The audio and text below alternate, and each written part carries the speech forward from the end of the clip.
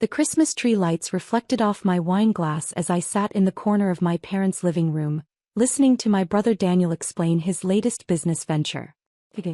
This was the third revolutionary idea Daniel had pitched to the family in 18 months. First it was the luxury car detailing service that folded after 6 months. Then the premium dog grooming salon that never made it past the planning stage.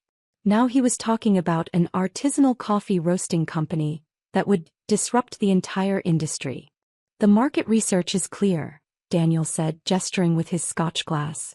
He was 36, always dressed like he was heading to a board meeting even on Christmas Eve. Consumers are willing to pay premium prices for locally roasted, ethically sourced beans. We're projecting $800,000 in first-year revenue. Mom nodded enthusiastically. Dad looked impressed. My sister Jennifer, who worked in marketing, was taking notes on her phone. I sipped my wine and said nothing. The bank is very interested, Daniel continued. I'm meeting with them next week about a $350,000 business loan. Between that and Dad's investment, we'll have enough capital to... Wait, Jennifer interrupted. Dad's investing? Dad smiled. Daniel needs family support. That's what we do. How much? I asked quietly. $150,000, Dad said. From the home equity line. Mom looked less enthusiastic suddenly. That's a lot of money, honey. It's an investment in our son's future, Dad said firmly. Daniel has a solid business plan. The bank wouldn't be considering a loan if they didn't believe in it. Daniel raised his glass. To family support and new beginnings. Everyone toasted except me. Sophia. Mom prompted. Aren't you going to toast your brother? I raised my glass silently and took a small sip. Daniel noticed. What's wrong, Soph? Not happy for me.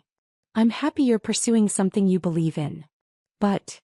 No but. Come on. I know that face. You're thinking something. I set down my glass. I'm thinking that $350,000 is a significant loan for a business with no track record in a highly competitive market with thin profit margins. The room went quiet. Dad frowned. Sophia, that's not supportive. I'm being realistic. Coffee roasting requires expensive equipment, climate-controlled storage, distribution networks, and significant marketing spend to compete with established brands. The profit margin on roasted coffee is typically 7 to 12% after overhead. At $800,000 revenue, that's $56,000 to $96,000 profit. If everything goes perfectly. Which it rarely does in year one. Daniel's jaw tightened. Thanks for the vote of confidence. I'm not saying don't do it. I'm saying understand the risk. This from the woman who's been consulting for 3 years? Jennifer said. At least Daniel is taking action. Jennifer, Mom said softly. No, she's right, Daniel said. Sophia, you've been talking about starting a business since you were 25. You're 31 now. Still consulting. Still working from your laptop. Still living in that studio apartment. Meanwhile, I'm actually building something. Your third something, I pointed out. So what?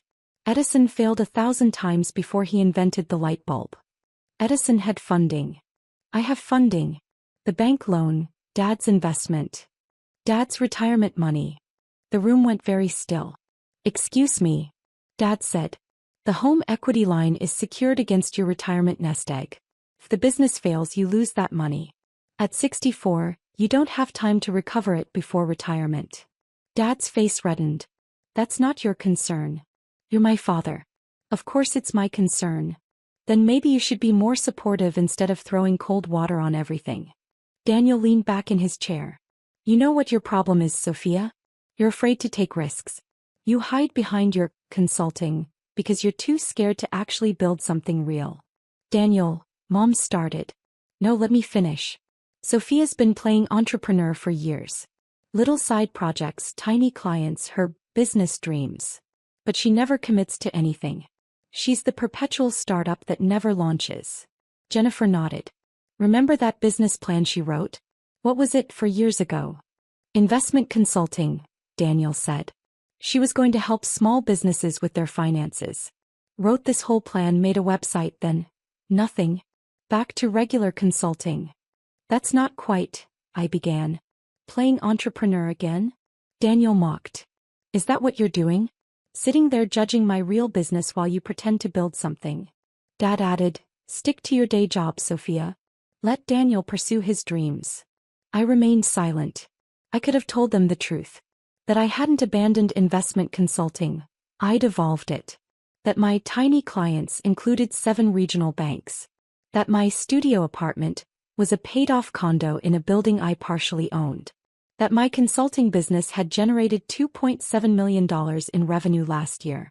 I could have told them about the bank acquisition I'd closed 6 months ago. Community First Bank, a 47-year-old institution with 12 branches across 3 states. $180 million in assets. I'd purchased it for $31 million, $12 million cash, the rest financed. After identifying it as undervalued due to poor digital infrastructure and outdated management practices.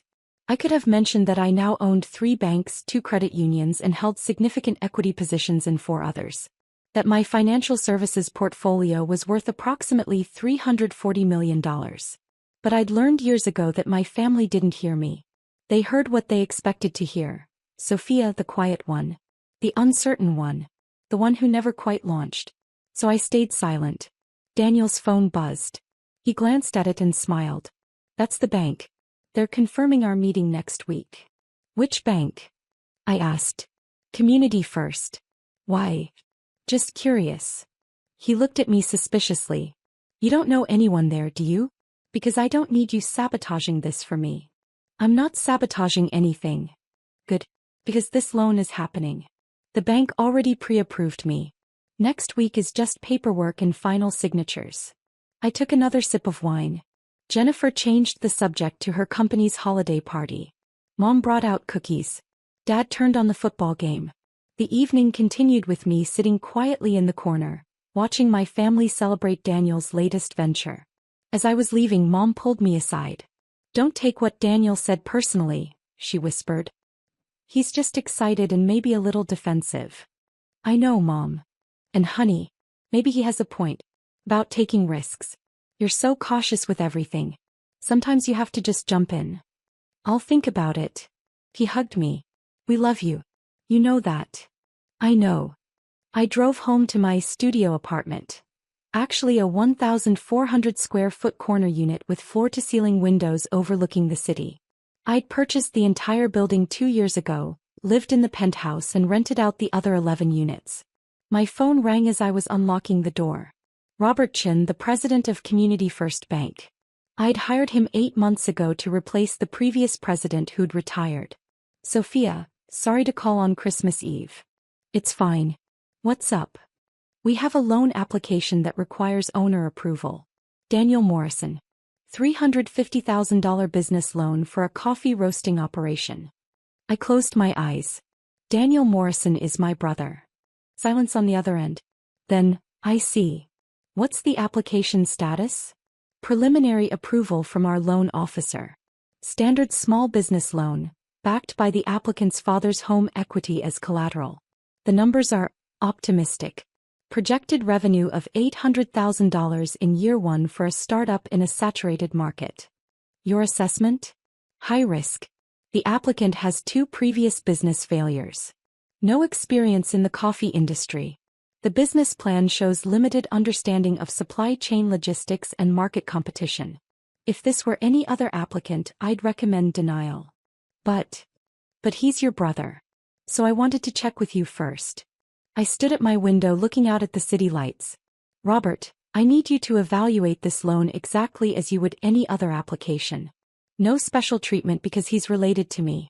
If the fundamentals don't support approval, deny it. You're sure?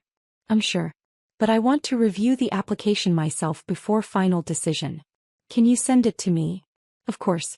I'll email it now. I spent Christmas morning reviewing Daniel's business plan. It was enthusiastic but deeply flawed. His cost projections were off by at least 30%. His market analysis ignored the 3 established roasters already operating in our city. His revenue projections assumed he'd capture 15% market share in year 1. An impossibility for a startup with no brand recognition. The collateral was Dad's house, currently valued at $420,000 with $180,000 remaining on the mortgage. Dad was planning to use $150,000 from the home equity line for Daniel's business, then secure Daniel's $350,000 loan with the remainder. If Daniel's business failed, which seemed likely, Dad would lose the house. I called Robert back. Deny the loan. Based on insufficient business experience, unrealistic financial projections, inadequate market analysis, and over-leveraged collateral. The applicant's father would be assuming catastrophic risk for a venture with poor probability of success. Understood. I'll process the denial today. Robert, make sure the documentation clearly states why it was denied. Business fundamentals, not personal reasons. Of course. I hung up and sat with the decision. I wasn't denying my brother's loan out of spite. I was protecting my father's retirement and preventing Daniel from digging himself into deeper debt. But Daniel wouldn't see it that way. The call came 3 days later. Not from Daniel, from Dad. What did you do? He demanded. Hello, Dad. Don't hello, Dad me. Daniel's loan was denied. Community First Bank rejected him. After they'd already pre-approved him. Loans can be denied during final review if you did this. Somehow you sabotaged this. Dad, I don't even work at that bank. How would I? I don't know how, but I know you did. You made it clear at Christmas you didn't support Daniel. Now suddenly his loan is rejected. Maybe it was rejected because the business plan wasn't sound. The loan officer said he didn't have enough experience. That his projections were unrealistic. That was your voice, Sophia. Those were your arguments from Christmas. Or maybe they were legitimate concerns. Daniel is devastated. He'd already signed a lease on a roasting facility. Already ordered equipment. Now he has $45,000 in deposits he can't get back because the loan fell through. I closed my eyes. He made financial commitments before the loan was finalized? He was confident. The bank had pre-approved him. Pre-approval isn't final approval, Dad. Everyone knows that. This is your fault. You couldn't stand to see him succeed. That's not. We're having a family meeting. Tomorrow night. 7 o'clock.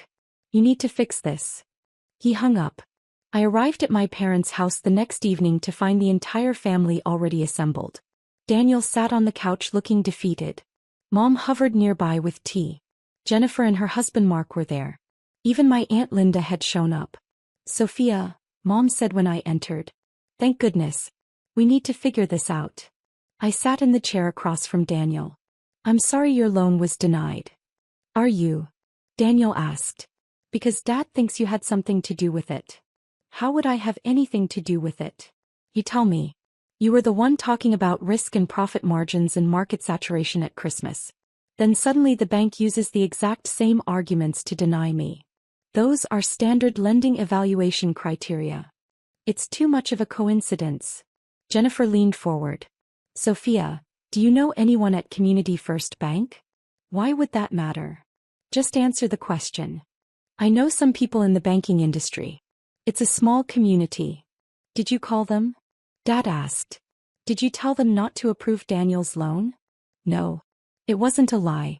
I hadn't told anyone not to approve the loan. I told them to evaluate it fairly. Then how do you explain the timing? Daniel demanded. Pre-approved on Christmas Eve, denied 3 days later? Loans get denied all the time during final review. Not like this. The loan officer said my business plan showed limited understanding of market dynamics. Those were almost your exact words at Christmas. Because they're accurate. The room erupted. Everyone started talking at once. Dad accused me of jealousy. Jennifer called me unsupportive. Aunt Linda said I'd always been difficult. Mom tried to calm everyone down. Let's all just take a breath. She ruined this for me, Daniel said quietly. The room went silent. I had everything planned. The facility, the equipment, the suppliers. I'd already hired a part-time assistant. Now I have $45,000 in deposits I can't recover, no loan, and no way to move forward. There are other banks, I said. I've tried. I spent the last 3 days calling everyone. They all say the same thing. Too risky, insufficient experience, over-leveraged collateral. Your words, Sophia. Everywhere I turn, I hear your voice telling banks not to trust me. Daniel, I didn't. Dad's putting the house up as collateral, he continued. Do you understand that? He's risking his home to support my dream. And you can't even be happy for me. I'm not happy about Dad risking his retirement. It's his choice. It's a bad choice. Dad, you're 64. If this business fails, you lose your house. You'll be working until you're 70 or 80 just to recover. Dad stood up. That's my decision to make. It's a decision based on emotions, not math. Not everything is math, Sophia. Some things are about faith. About family. Family doesn't mean enabling bad decisions. Daniel's phone buzzed. He glanced at it, frowned, then looked at me with an expression I couldn't read. What? I asked. He held up his phone. Email from Community First Bank. They want to schedule a meeting with me. Says I need to meet with the owner for final loan approval consideration. My stomach dropped. The owner? Jennifer asked. Why would the owner want to meet about a $350,000 loan? Daniel was staring at me. Sophia, do you own Community First Bank? The room went absolutely silent. That's ridiculous, Dad said. Sophia doesn't own a bank. Then why is she avoiding the question? Daniel's voice was rising. Sophia, do you own Community First Bank? I met his eyes. Yes. The silence that followed was absolute. Then Jennifer laughed. It was a sharp, disbelieving sound. What? Oh, that's insane. I purchased it 6 months ago. You purchased a bank. Dad's voice was flat. Yes. With what money? Money I earned consulting. Daniel stood up. You've been consulting for 3 years. Banks cost millions. Tens of millions. Community First was $31 million. I financed most of it. Mom sat down heavily. $31 million. You're lying, Jennifer said. This is some kind of joke. I pulled out my phone and opened my email. Found the acquisition closing documents. Turned the screen toward them. Daniel took the phone. His hands shook as he scrolled through the documents. Holy shit. This is real. You own my bank. I own several banks. Several. Dad's face had gone pale. 3 banks, 2 credit unions and equity positions in 4 others. Jennifer grabbed the phone from Daniel. This can't be real. How? You're a consultant. I consult on financial institutions. I identify undervalued banks, acquire them, improve their operations and build a portfolio. For how long? Mom asked. I started 8 years ago with a small credit union. Built from there. Daniel's voice was barely a whisper. You denied my loan. I asked the bank president to evaluate it fairly. He recommended denial based on the fundamentals. But you approved it. You had final say. Yes. And you said no. I said no because the business plan was flawed, the market analysis was incomplete, and the collateral risk was catastrophic for Dad. It wasn't your decision to make. It literally was. I own the bank. Dad sat down next to Mom. You're telling me that while we've been worrying about your career, your finances, your future, you've been buying banks? Yes. Why didn't you tell us? Would you have believed me? No one answered. Jennifer was still scrolling through the documents on my phone. These show your worth. Oh my God. Sophia, how much are you worth? The portfolio is valued around $340 million. My personal net worth is roughly $180 million after debt. Mom made a small sound. Dad just stared. Daniel sat back down. This whole time. Every time I talked about my businesses, my plans, my dreams. You just sat there listening. Yes. You could have told me you owned banks. Plural. That you were worth hundreds of millions. But you let me mock you. Let Dad tell you to stick to your day job. I learned a long time ago that telling you didn't change anything. You heard what you wanted to hear. That's not fair. Isn't it? 4 years ago I tried to tell you about my first bank acquisition. Do you remember what you said? He was quiet. You said, that's cute, Sophia's playing banker now. Jennifer said I should focus on getting a real job with benefits. Dad asked if I'd considered the tax implications, as if I hadn't spent 6 months structuring the deal. We were trying to be helpful, Dad said weakly. You were being condescending. So I stopped sharing. I built my business quietly. And at family dinners I just listened. While we bragged about our accomplishments, Jennifer said slowly. Oh my God. I talked about my $85,000 salary like it was impressive. To someone worth $180 million. Your salary is impressive. You earned it. Daniel's phone buzzed again. Another email. He read it and his face went white. What is it? Jennifer asked. It's from the bank. The meeting with the owner, with Sophia, is required for me to receive detailed feedback on the loan denial and discuss potential paths forward. He looked at me. You're going to make me come to your office, sit across from you, and explain why I'm not qualified for the loan. No. I'm going to explain why the loan as structured was too risky. And then we're going to discuss what a realistic path forward would look like. I don't want your charity. It's not charity. It's business consultation. Free of charge because you're my brother. Why would you help me? I've been awful to you. Because despite everything you're still my brother. And I don't want to see Dad lose his house backing a venture that isn't viable. Dad's head snapped up. You think I'll lose the house? If you collateralize it for Daniel's current plan? Yes. The business won't generate enough revenue to service the debt. You'll default within 18 months. But you could structure it differently, Mom said. It wasn't a question. I could. Smaller loan, different terms, realistic revenue projections. Daniel would have to start smaller, build gradually, prove the concept before scaling. It wouldn't be the dramatic launch he's planning. But it might actually succeed. Daniel was quiet for a long moment. You really think my plan won't work? I think your passion is real but your numbers are fantasy. You're trying to do in 1 year what takes most successful roasters 5 years to build. And if I come to this meeting? Listen to your advice. What then? Then we figure out what a viable version of this business looks like. Maybe it's smaller. Maybe it's staged. Maybe it's a different approach entirely. But it's something that doesn't destroy Dad's retirement. He nodded slowly. Okay. I'll take the meeting. I'll listen. He looked at me. I'm sorry. For all of it. For mocking you, for assuming you were failing, for everything. I'm sorry too. For not being more direct. For letting you walk into a loan denial without warning. You were protecting Dad. I was. But I could have handled it better. Jennifer handed back my phone. I feel like an idiot. We've been treating you like the unsuccessful one for years. You weren't treating me like anything. You were seeing what you expected to see. Which was Sophia, the quiet one. The one who never quite launches. The one who needs guidance and advice. But you didn't need guidance, Mom said softly. You were already successful. I was doing fine. I just did it quietly. Aunt Linda, who'd been silent this whole time, finally spoke. How much is a bank consultation worth? Everyone turned to look at her. What? She said. I'm just asking. If Sophia's giving Daniel free consulting and she usually charges for that, how much is he getting? I considered. For a comprehensive business restructuring consultation? Usually around $50,000. Daniel's eyes widened. You charge $50,000 for consulting?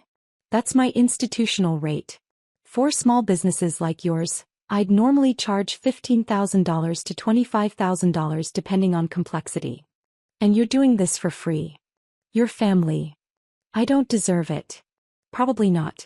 But I'm offering anyway. The meeting happened 3 days later. Not at the bank. I had Robert set it up at a neutral location, a conference room in a business center downtown. I didn't want Daniel to feel ambushed by the bank setting. I arrived with Robert and 2 of my financial analysts. Daniel came alone, carrying a worn notebook and looking nervous. Thank you for coming, I said. Didn't feel like I had much choice. You always have a choice. But I'm glad you're here. We spent 3 hours going through his business plan line by line. Robert, who'd built his career evaluating small business loans, was surprisingly gentle in his criticism. My analysts contributed market data Daniel hadn't seen. I focused on the big picture, what was possible versus what was probable. By the end, Daniel's original plan had been completely restructured. Instead of a $350,000 loan to open a full roasting facility immediately, we proposed a $75,000 loan to start with a co-roasting arrangement. He'd use someone else's facility, learn the business, build a customer base, prove the concept. Once he hit specific revenue milestones, We'd consider expanding to his own facility. This feels small, Daniel said. It is small. That's the point. You learn on someone else's equipment. You build expertise. You make mistakes when the stakes are low. It could take 2 years to get to where I wanted to be in 6 months. Or it could take 6 months if you're really good at this. But you'll get there with money in the bank instead of drowning in debt. He looked at the revised projections. Dad's house isn't collateral in this version. Dad's house never should have been collateral. If you can't get a business loan without risking your parents' retirement, you're not ready for that business loan. That's harsh. It's honest. He nodded slowly. Hey, I'll do it this way. You're sure? Yeah. Actually, looking at these numbers, your version makes more sense. I was trying to do everything at once because I was afraid if I didn't move fast I'd lose momentum. But you're right, I'd probably just lose money. Robert slid the new loan documents across the table. This is pending board approval, but given Ms. Chen's position, that's a formality. Daniel looked at me. You're approving this? On the condition that you work with our small business advisory team. Monthly check-ins, quarterly reviews. We want you to succeed, but we also want to make sure you're on track. That's fair. He signed the documents. Afterward, as Robert and the analysts packed up, Daniel hung back. Can I ask you something? He said. Of course. Why did you do this? After how I treated you, you could have just denied the loan and been done with me. Because you're my brother. And because I remember what it's like to have a dream that everyone thinks is stupid. Your dreams weren't stupid. You bought banks. I bought banks after years of people telling me I was wasting my time, that I should get a real job, that my ideas were too ambitious. We said that to you. You did. And I almost believed you. But I decided to do it anyway. And now you're worth $180 million. Now I'm running businesses I believe in. The money is just a side effect. He smiled. You sound like one of those motivational speakers. Sorry. No, it's good. He paused. Can I tell you something? Always. I always felt like I was competing with you. Even when I thought you were failing. There was something about the way you just did things. Quietly, without drama. It made me feel like I had to be louder, bigger, more impressive just to be noticed. Daniel, you never needed to compete with me. I know that now. But for years I was the successful one. The impressive one. And you were. I don't know what I thought you were. But I needed you to be less than me so I could feel like more. That's honest. I'm trying to be better about honesty. We walked out together. In the parking lot, Daniel stopped beside his car. One more thing, he said. At the next family dinner, can we not tell everyone about this? About you helping me restructure the business. Why not? Because I want to do this on my own. Prove I can make it work without my rich sister bailing me out. I'm not bailing you out. I'm offering you a fair loan at market rates with reasonable terms. Still, I want to succeed or fail on my own merit. I understood. Hey. As far as anyone knows, you got a smaller loan from Community First based on your revised business plan. Which is true. He smiled. Thanks, sophomore. Good luck with the roasting. I'll need it. The family dinner the following Sunday was different. Daniel announced he'd gotten loan approval from Community First. For a smaller amount with a different approach, but approval nonetheless. Everyone celebrated. Dad looked relieved that his house wasn't collateral. Mom was happy Daniel had support. Jennifer asked intelligent questions about the co-roasting model. And I sat in my usual corner drinking wine, listening to my family talk about their lives. Except this time when Daniel described his business plan, he'd glance at me occasionally. A small look. Just checking that he was explaining it correctly. Getting the details right. After dinner, Mom pulled me aside in the kitchen. I want to apologize, she said. For what? For not seeing you. For all these years I thought you were struggling. I worried about you constantly. Your small apartment, your uncertain career, your quiet life. And the whole time you were building an empire. It's not an empire, Mom. It's just a business. It's a $340 million business. Fair point. He hugged me. I'm proud of you.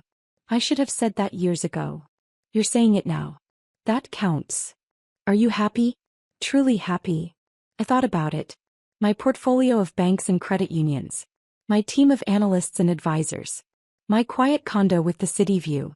My life built exactly how I wanted it without drama or spectacle. Yeah, Mom. I'm happy. Good. That's all I ever wanted for you. 6 months later, Daniel's coffee roasting operation was thriving. He'd built a loyal customer base, developed relationships with local cafes, and was on track to hit his revenue milestones ahead of schedule. At a family barbecue, he pulled me aside. I'm ready, he said. For what? My own facility. I hit the targets you set. Revenue, profit margins, customer retention. I'm ready to expand. That's fantastic. I wanted to ask, can we meet? About a larger loan. Of course. And Sophia? This time I'm coming with realistic numbers. Good. That'll make the approval process much easier. He laughed. I've learned a lot in 6 months. About coffee roasting. About business. About patience. About the difference between dreaming and planning. He paused. About humility. That's the big one. Yeah. Turns out being the loudest person in the room doesn't make you the smartest. No. But being willing to learn does. We met the following week at the bank. His new business plan was solid. Realistic projections, comprehensive market analysis, staged expansion with clear milestones. Robert approved the larger loan that afternoon. As Daniel was leaving, he turned back at the door. You know what's funny? What? For years I thought I was the successful sibling. The one with the impressive career and big plans. And you were just there. Quiet. Unremarkable. And now I realize you were always successful. I was just too loud to hear it. After he left, I stood at my office window looking out at the city. At the neighborhoods where my banks operated. At the businesses we funded. At the lives we helped build. I thought about that Christmas dinner when Daniel mocked my small business dreams. When Dad told me to stick to my day job. When everyone assumed I was the unsuccessful one. And I thought about how satisfying it had been when Daniel's phone buzzed with that email requiring the bank owner's approval. Not because I got to deny him. Not because I proved him wrong. But because finally, they saw me as I actually was. Not Sophia the uncertain consultant. Not Sophia the quiet dreamer. Just Sophia. The woman who built a banking empire while everyone else was too busy talking to notice. And in the end, that was worth more than any dramatic revelation or public vindication. It was worth watching my brother succeed. Watching him grow. Watching him learn that success isn't about being the loudest or most impressive. It's about doing the work. Quietly. Consistently. Whether anyone's watching or not. That's what I'd been doing for 8 years. And I'd keep doing it for 8 more. Not because I needed to prove anything to anyone. But because I'd learned something my family never understood until it was too late to ignore. The quietest person in the room is often building something so significant that words would only get in the way.